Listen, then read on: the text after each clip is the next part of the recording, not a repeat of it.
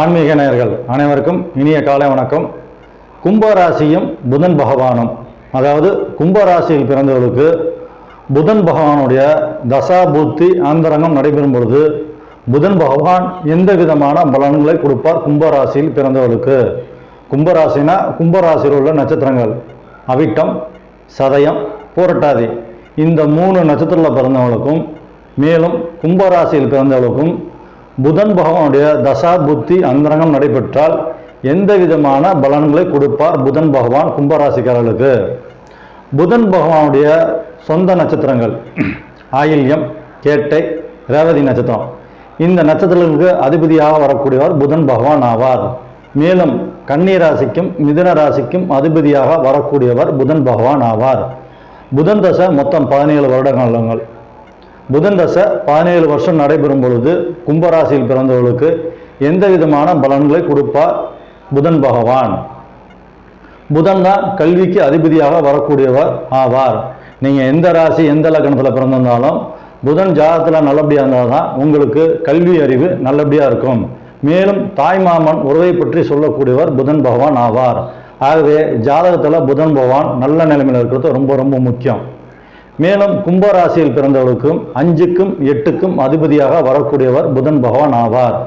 5ஆம் வீடு என்பது பார்த்தீங்கன்னா புத்திர பாக்கியம், பூர்வ புண்ணியத்தை பற்றி சொல்லக்கூடிய இடம் 5ஆம் வீடாகும்.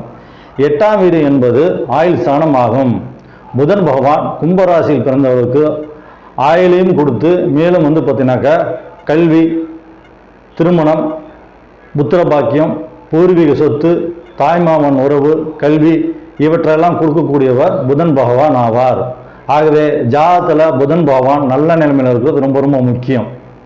5க்கும் 8க்கும் அதிபதியாக வரக்கூடிய புதன் பகவான் கும்பராசியில் பிறந்தவர்களுக்கு நல்ல நிலைமையில் இருந்தாருனாக்கா புதன் பகவானுடைய தசா புத்தி அந்தரங்கம் 17 வருட காலங்கள் நடைபெறும் பொழுது திருமணம், கல்வி, வேலைவாய்ப்பு, புத்திர பாக்கியம், தாய்மாமன்கள் உறவு, கல்வி இவற்றெல்லாம் பார்த்தீங்கன்னா சிறப்பான பலன்களை நீங்கள் எதிர்பார்க்கலாம்.